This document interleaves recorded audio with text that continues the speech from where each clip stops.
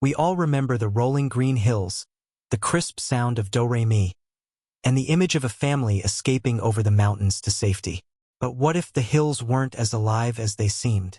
Behind the perfect harmony of the sound of music lies a silent history of edited truths, hidden psychological scars, and scenes that were never meant to see the light of day. While the world fell in love with a fairy tale, the people on set were living a much more complicated reality. One where the lines between acting and trauma began to blur. Somewhere between the bright lights of Hollywood and the dark shadows of post-war history, some stories were buried. Today, we finally look at the scenes that were meant to remain a secret. The image of Maria von Trapp that we hold in our minds is one of pure, sunlit joy. Julie Andrews portrayed a woman who could solve any problem with a song and a smile. However, the psychological reality of the woman who inspired the story was far darker and more complex. The real Maria was not a soft-spoken postulant. She was a woman with a volatile temper, shaped by a childhood of loss and a rigid upbringing. When she left the abbey to care for the Von Trapp children, it wasn't just a romantic adventure. It was a desperate search for a sense of belonging that she lacked in her own life. On the film set, there was a constant pressure to sanitize this history. The producers knew that a story about a woman struggling with deep-seated anger and the trauma of being uprooted by war wouldn't sell as many tickets as a musical fantasy. Consequently, scenes that showed the actual friction between Maria and the children were often rewritten or discarded. The real family's transition to America was marked by poverty and a grueling struggle to survive, an emotional weight that the film largely ignored in favor of a clean, triumphant ending. By stripping away these jagged edges, the studio created a myth, but in doing so, they silenced the true human struggle of a woman trying to keep her spirit alive in a world that was falling apart. This psychological erasure left the real Maria feeling like a stranger to her own life story. But if the family's personality was rewritten to be more palatable, what happened to the scenes that were filmed and then deemed too dark for a family audience to ever see? While the world saw Captain Von Trapp as a stern man who learned to love again, the man playing him was fighting a different battle. Christopher Plummer was a serious stage actor who felt trapped in what he called the sound of mucus. His psychological resistance to the material wasn't just about professional pride. It was a deep-seated reaction to the simplification of history. Plummer understood that the real captain wasn't just a cold father, but a man watching his country disappear under a wave of hatred. He wanted to bring a level of grit and realism to the role that the script simply wouldn't allow. This tension led to a series of forbidden moments on set, where Plummer's performance was deemed too harsh. He intentionally played the captain with a sharp, cynical edge, hoping to ground the film in some form of reality. Some of these takes were so biting that they had to be cut or reshot to ensure the captain remained lovable. Plummer's internal struggle manifested in a quiet, simmering rebellion. He would often distance himself from the rest of the cast, mirroring the captain's own isolation. This created a unique atmosphere on set, a psychological bridge between the actor's frustration and the character's grief. The cameras captured a man who was genuinely unhappy, and while the film frames this as a father's discipline, it was often the actor's genuine disdain for the sugary nature of the production. While Plummer fought the script's tone with his performance, another secret was being kept, one that involved a terrifying physical risk during one of the film's most iconic moments. One of the most charming sequences in the film is when Maria and the children fall out of a rowboat into the lake. It's a moment of pure, light-hearted comedy. However, the psychological reality for the children involved was far from funny. Behind the scenes, the production was racing against time and weather, and safety protocols were not what they are today. The youngest actress, Kim Carruth, who played Gretel, could not swim. This fact was known, but the psychological stress of the scene was underestimated. When the boat tipped, the plan was for Julie Andrews to catch the young girl immediately. But in the chaos of the fall, Andrews fell one way and Carruth fell the other. For several terrifying seconds, the 5-year-old was submerged in the freezing water. The lost footage from this day would show a scene of genuine panic, not movie magic. The psychological impact on the child actors was profound. They were being asked to perform joy while experiencing real physical fear. Even after the rescue, the scene had to be finished. The children were dried off and sent back out, forced to recreate fun, while still shivering from the shock of the accident. The final cut we see today is meticulously edited to hide the very real terror in the children's eyes, replacing it with the illusion of a clumsy, happy mistake.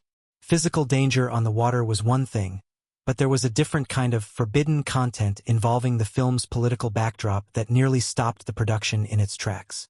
Filming The Sound of Music in Salzburg in 1964 was a psychological minefield. Only 2 decades had passed since the end of World War II, and the city was still grappling with its own history. The production required the display of Nazi flags and symbols to maintain historical accuracy for the scene where the captain returns home.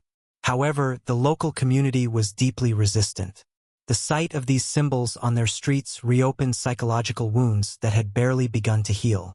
The tension between the film crew and the townspeople was palpable, creating an atmosphere of quiet, uncomfortable shame.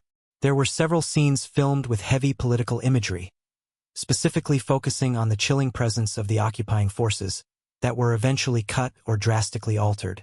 The studio feared that being too real would alienate audiences and make the film too grim. In one instance, the city government actually threatened to block production if the swastikas weren't removed from public view. This forced the filmmakers to use actual historical newsreel footage in some places instead of recreations, creating a jarring disconnect between the beautiful scenery and the dark history it held. The forbidden aspect here was the truth of the town's own involvement in the war.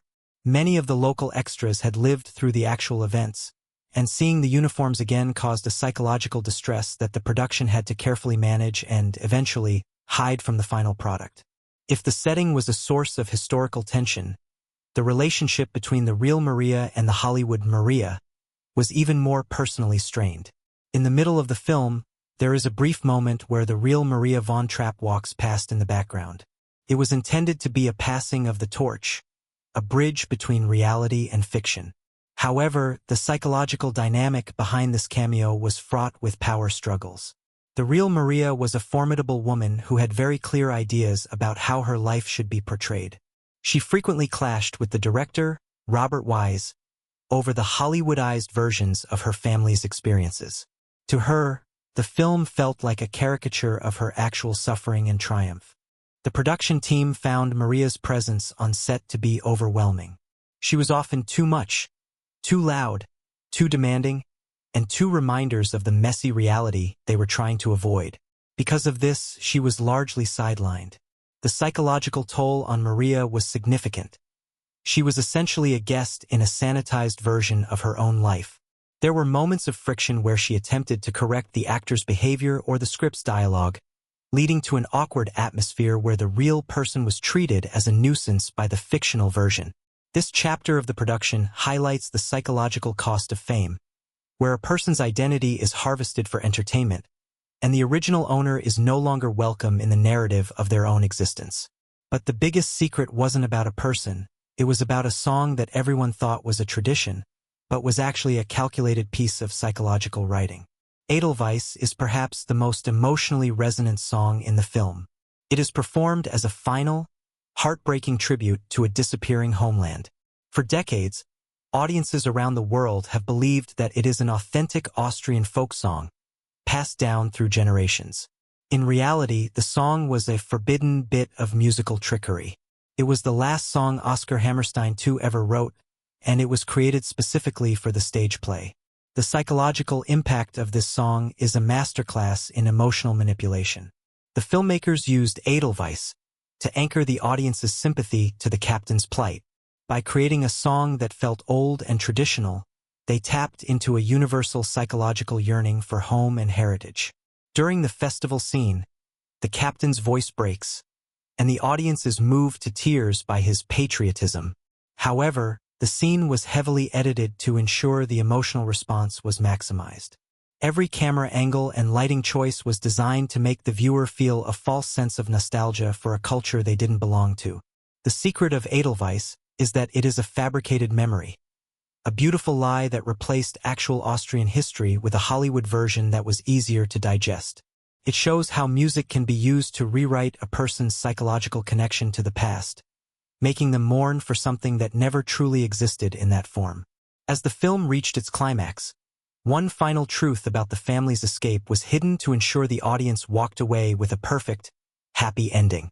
The finale of The Sound of Music is one of the most iconic images in cinema history. The family climbing over the majestic Alps to find freedom. It is a visual representation of psychological triumph over oppression. But this ending is a total fabrication. In reality, if the Von Trapps had climbed the mountains behind Salzburg, they would have walked straight into the heart of Nazi Germany, specifically near Hitler's mountain retreat at Berchtesgaden. The forbidden truth is that their actual escape was much more mundane. They simply took a train to Italy. The decision to change the escape into a mountain trek was a psychological choice. The filmmakers knew that a train ride didn't provide the same sense of catharsis as a physical struggle against nature. They chose the mountain as a metaphor for the family's internal growth and their journey toward a new life. However, by ignoring the reality, the film also ignores the true danger the family faced. The psychological terror of being watched, the fear of being recognized on a public train, and the quiet tension of leaving everything behind with just a few suitcases. The movie's ending offers a spectacular resolution, but it leaves us with a distorted view of history. As we reflect on the transformation of the Von Trapp story, we must ask if we prefer the beautiful myth or the messy reality. The Hills were never truly alive with music. They were silent witnesses to a family's quiet, desperate departure into the unknown. Even now, years later, we have to ask ourselves, are we in love with the real Von Trapps and their complicated lives? Or are we simply in love with the version of them we were allowed to see? Perhaps the greatest secret of all is that the truth is often less harmonious than the song, but far more human.